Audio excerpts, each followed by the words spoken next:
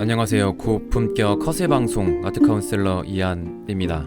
북유럽의 모나리자로 불리는 진주 귀걸이 소녀를 그린 그 유명한 화가입니다. 이 화가에 대한 흥미로운 이야기하기 전에 구독, 좋아요, 꾸우 바모스.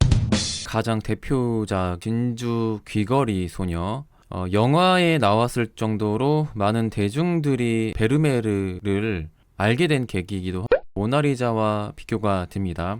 스푸마토 기법을 썼다고 눈썹과 속눈썹이 거의 보이지 않는다는 점도 비슷합니다. 모델이 화가를 바라보고 있죠. 베르메르가 다른 플랑드르 화가들처럼 질감 표현을 굉장히 잘하는데 입술 혹은 눈을 그릴 때 이렇게 화이트 점 포인트를 굉장히 잘 찍거든요. 더 생동감 있는 질감 효과를 자아내죠. 다른 베르메르 그림과 다르게 배경도 블랙으로 되어 있고 모델을 클로즈업한 효과 때문에 누구일까 많은 사람들의 궁금증을 그래서 영화에서도 모티브가 됐고요.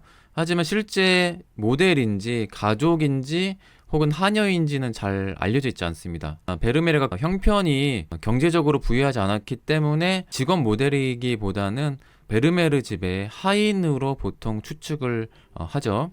플랑드르 지방의 화가들이 제가 많이 강조를 해드렸지만 디테일한 묘사에 굉장히 강합니다. 질감 표현도 그렇고요. 그런데 플랑드르 화가답지 않게 이 터번의 터치를 보면 이 터치 굵직한 표현이 그대로 남아 있습니다. 그러니까 디테일을 과감하게 생략한 것도 있고 뭔가 더 묘사를 해야 될 것 같은데 오히려 디테일을 과감하게 생략하다 보니까 그래서 더 신비로워 보이는 그런 느낌도 있고요. 근데 솔직히 진주 귀걸이를 한 소녀라는 제목이 아니면 귀걸이가 그렇게 눈에 들어오지 않습니다. 제 개인적으로 봤을 때는 오히려 포인트가 되는 이 파랑 색깔의 터번이 눈에 많이 들어오거든요. 자, 이 터번이 당시 네덜란드의 전형적인 패션은 아니에요. 아랍풍이거든요. 정확히 말하면 터키에서 들어온 패션이에요. 터번. 근데 이게 가능한 이유가 네덜란드가 중개무역으로 번창한 곳이다 보니까 이국적인 소품을 이 모델에게 입히고 그렸던 것 같습니다. 전 옛날에 이게 머리카락인 줄 알았어요. 그게 아니라 노란색과 파란색 터번을 배치한 것을 알 수가 있습니다. 17세기 렘브란트부터 해서 이 베르메르 시대를 황금의 시대라고 하는데 안타깝게도 43세 일찍 이른 나이에 요절했던 화가입니다. 그런데 자식은 11명이나 있었어요. 자식이 많았기 때문에 좀 부자면 좋겠는데 집안이 넉넉지 못해서 그림만 그린 게 아니라 화랑 사업, 숙박업도 병행을 했다고.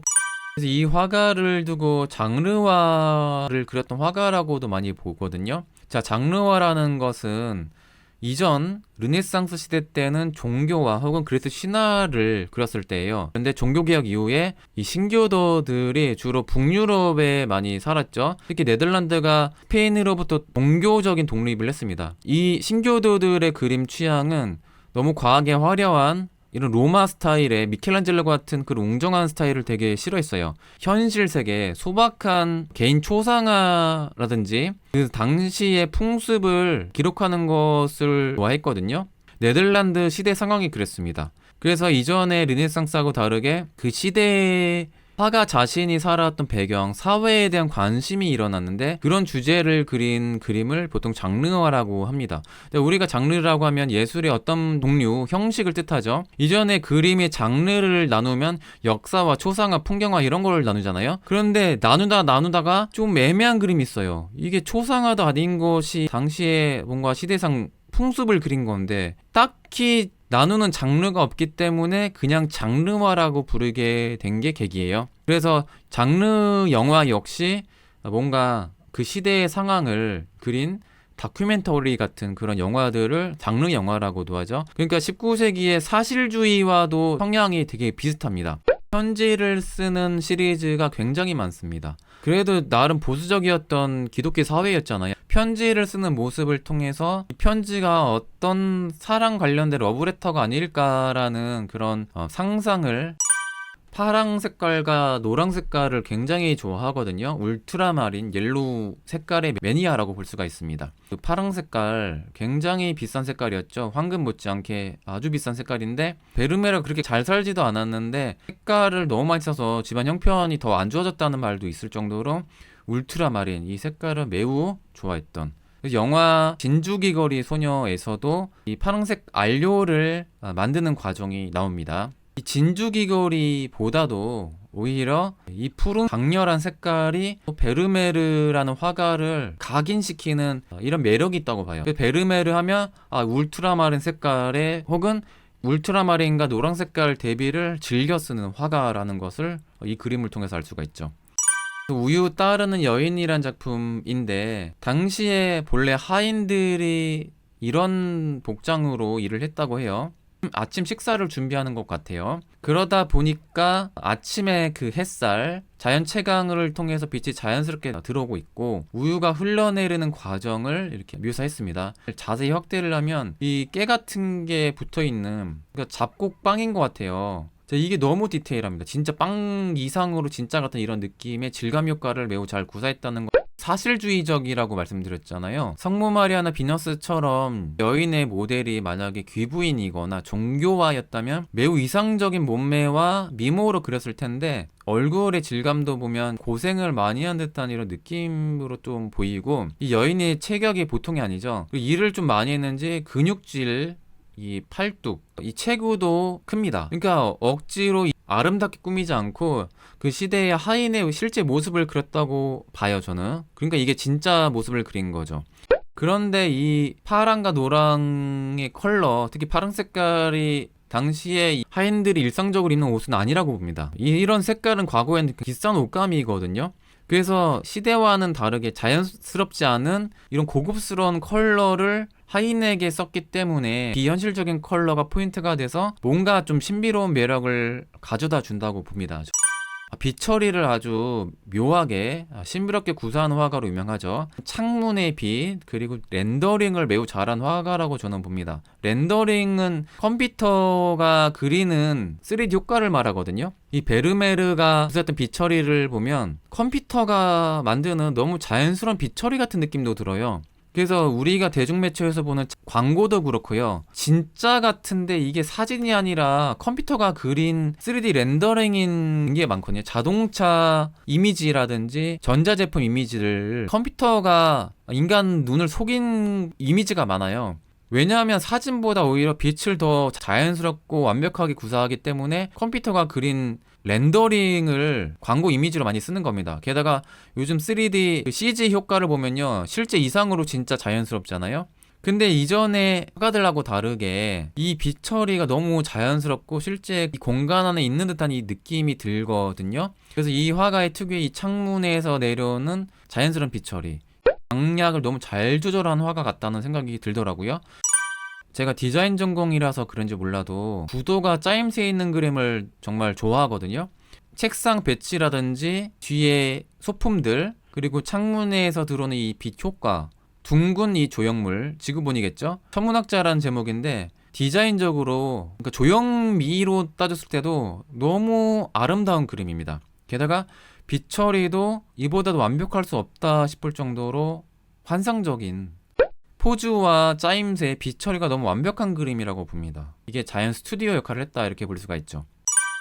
렘브란트를 연상케 하는 빛인데 하인이 편지를 전해주는 이런 느낌이에요. 이 앞에 있는 여인과 뒤에 있는 하인 간의 그 거리감이 너무 자연스럽습니다. 아웃포커싱으로 살짝 푼 듯한 이런 자연스러운 느낌. 천문학자와 비슷한 설정인 것 같아요. 이번엔 지리학자인데 이 그림 역시 빛 처리, 이 구성 짜임새가 매우 자연스러운 그림이죠. 베르메르 자신을 그렸다고 보통 알려져 있습니다. 그리고 모델과 화가, 회화 예술이라는 작품이고 앞에는 커튼이 딱 쳐져 있죠. 마치 카메라로 앵글 잡는 듯한 이런 느낌이 들거든요. 왜냐면 가깝고 멀고 가운데 있는 사물 배치를 마치 의도적으로 한 듯한 느낌이 있어요. 게다가 거리감도 너무 자연스럽습니다. 커튼이 가장 가깝고 그 다음 화가, 멀리 이 모델, 카메라에 비싸게 심도 효과를 낸 듯한 이런 느낌이거든요. 그래서 당시 17세기에 이미 화가들이 썼다고 하는 카메라 옵스큐라를 이미 구사했다고 많이 알려져 있습니다. 카메라 옵스큐라가 뭐냐면 카메라의 시조 역할을 했던 이런 기계가 있었어요. 빛이 구멍 속으로 투과했을 때 그 상황이 반대로 되는 그 현상이 카메라의 이론이잖아요. 그걸 인용해서 흰 백지 안에 빛이 들어온 사물을 투과하면요, 카메라처럼 이걸 다시 거울로 배치하면 상이 똑같이 이 백지 안에 맺히겠죠. 그래서 그대로 따라 그리면 어떻게 보면 진짜 사진을 따라서 카피한 효과가 나오겠죠. 그러니까 실제 사물을 먹지로 카피한 효과가 되는 거예요. 17세기 바로크 많은 화가들이 이 카메라 옵스큐라라는 이 기계를 썼다고 의심받습니다. 그러면 이거 반칙 아니에요? 이런 카메라 기술을 그대로 썼으면 화가에 대한 환상이 깨지네, 이렇게 생각하실 수도 있어요. 근데 그게 아닙니다. 카메라 옵스큐로 썼다고 해도 그림 잘 그려야 돼요. 카메라 옵스큐를 썼다고 했을 때 그 이점 뭐냐면, 일단 정확한 형태력. 왜냐면 외곽을 그대로 따라 그리다 보니까 시간을 좀 많이 절약할 수 있겠죠. 그러면 카메라처럼 명암동 똑같이 카피한 게 아니냐? 아니에요. 이거는 어쨌든 그림 그려야 되거든요. 그래서 그림을 잘 그리는데 도움이 되는 거지, 이게 무조건 카메라처럼 카피하거나 사기를 치고 그런 게 아닙니다. 기계 도움을 받았다 해도 그림을 잘 그려야 되는 겁니다. 그러니까 혜택은 조금 더 정확한 형태력을 구사할 수 있는 정도, 그리고 이런 심도 효과, 구도 잡는 데 좀 많은 도움을 줬다는 정도, 이거지 편법이라고 보면 오해의 여지가 있어요. 카메라 옵스큐러를 썼다고 해도 이 화가를 평가하는데 이거 깎아내릴 건 전혀 없다, 이렇게 보는 게 맞을 것 같아요.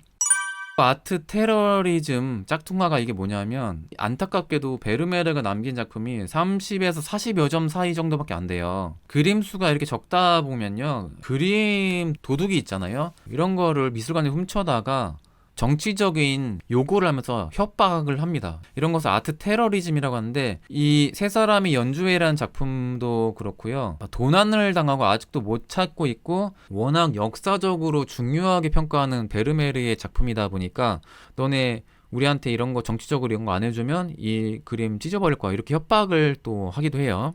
그림 아직도 못 찾았습니다. 이미지로만 볼 수밖에 없는 이런 안타까움이 있죠. 세 사람이 연주회라고 하는데, 피아노의 선조 악기죠. 하프시코드라는 악기를 연주하고 있고, 아마도 그 선생인 것 같아요. 베르메르에 대한 정보가 거의 없고 그림에 대한 정보도 많지 않기 때문에 이 여자와 이 남자와의 사이가 어떨 것이다, 이 사물이 상징하는 것은 뭘 것이다, 이런 추측이 되게 많거든요. 이 빵 질감 효과도 그렇고 이 파란 색깔 느낌도 그렇고 베르메르 그림 같잖아요. 아닙니다. 이거 짝퉁 그림입니다. 메이 헬런이라는 유명하지 않은 화가의 작품이에요. 근데 이 화가가 사실주의 방식으로 열심히 그렸는데, 20세기는 추상미술이 대세잖아요. 그러니까 옛날 그 방식으로 그리다 보니까 인정을 못 받아요. 그래서 이 메이 헬런이라는 이 화가가 당시의 미술 평론가들을 되게 싫어했습니다. 평가를 못 받으니까 베르메르 그림 연습을 한 다음에 네덜란드 평론가들을 좀 우습게 만들려고 감정시켜 놓으니까, 황당하게도 이 전문가들이 이거를 베르메르 그림이라고 막 감정하는 거예요. 그래서 그림을 몇 점 팔다 보니까 이제는 이제 돈이 생기는 거죠. 사기를 친 거예요. 당시 시대가 2차 세계대전 때거든요. 괴링이라는 나치의 간부가 있었어요. 이 괴링이라는 사람한테 그림을 꽤 팔았습니다. 베르메르 이름이라고 속이고. 근데 이제 나중에 세계대전 끝나고 나치에 부역했다는 혐의로 반역죄로 거의 뭐 사형까지 처해질 수 있는 상황인 거예요. 이 작품들 베르메르 작품 아니라 내가 그린 거다라고 하니까 사람들이 안 믿는 거예요. 전문가들조차. 그래서 법정에서 베르메르 풍으로 그대로 똑같이 그리는 거를 재현까지 했습니다. 그래서 결국 사형을 면하고 작품 위작죄로 내려주면서 오히려 더 유명해졌거든요. 이 화가뿐만 아니라 오히려 베르메르가 유명해진 데에 아주 큰 공을 또 세웠습니다. 그리고 이 그림도 짝퉁이에요. 진주귀걸이, 이거 왕만한 거, 그리고 파란색도 그렇고. 근데 파란 색깔 보면 이것도 그렇고요, 이 화가가 그렇게 돈이 많지 않았을 거 아니에요. 이게 울트라마린이 아니라 조금 변질된 색깔이거든요. 나중에 코발트 블루라는 컬러가 17세기에 없었는데 이게 발견됐다고 해서 이게 이제 가짜라고 나중에 판명된 겁니다. 근데 아예 전문가란 사람이 감정도 못하다니 좀 어이없네요. 그래서 이런 걸 딱 보면 유명한 미술관 작품들 중에 분명히 짝퉁 그림이 분명히 있을 거라는 생각도 듭니다. 솔직히 알게 뭐예요. 전문가들이 이게 진짜로 감정하면 우린 다 믿잖아요. 베르메르 그림을 제가 유명한데도 불구하고 방송을 안 한 이유가 있거든요. 진주귀걸이한 소녀랑 우유 따르는 그 여인 빼놓고 할 얘기가 별로 없어요. 왜냐면 이 화가에 대한 정보가 많지 않아서. 이 화가의 작품은요, 솔직히 해석 이야깃거리, 이 화가의 살은 인생을 얘기할 것도 없고요, 솔직히 이 분위기를 그냥 즐기면 또 그만인 그림이기도 합니다. 감상을 그냥 하면 되는 거예요. 베르메르 관련된 글들 좀 시간 되는 분들 좀 읽어보시면 알레고리라고 하죠. 이런 상징, 이 소품들을 통해서 이것에 대한 그런 메시지, 상징을 쓴 글들이 있거든요. 그럴싸한 주장도 있습니다. 다 이게 이상하다는 건 아닌데 전혀 공감하지 못하는 것들도 있어요. 제 생각에는 푸드 워머가지고 이게 성적 무슨 뭐 그런 걸로 막 이렇게 썼는 뭐 이런 주장도 있는데 저는 그 별로 와닿지 않습니다. 그림의 감상에 방해가 되지 않을까, 그런 상식을 안다고 해서 뭔가 좀 뿌듯하거나 알차게 감상을 할 수 있다 이런 느낌도 별로 없어요. 그러니까 어차피 화가에 대한 기록도 없고 다 추측이니까 베르메르 그림을 감상하는 포인트는 네덜란드 17세기의 어느 중산층 베르메르 집안을 놀러 갔을 때 그 일상적인 모습을 그림으로 또 보여준다는 매력, 달콤하고 따뜻한 빛과 이국적인 공기를 통해 편견 없이 그림 분위기를 느껴보시면 베르메르 그림을 재밌고 매력있게 감상하는 방법이지 않을까 개인적으로 생각합니다. 베르메르 감상하는 데 많은 도움이 됐길 바라면서 방송은 마치겠습니다. 저는 이안이었습니다. 감사합니다.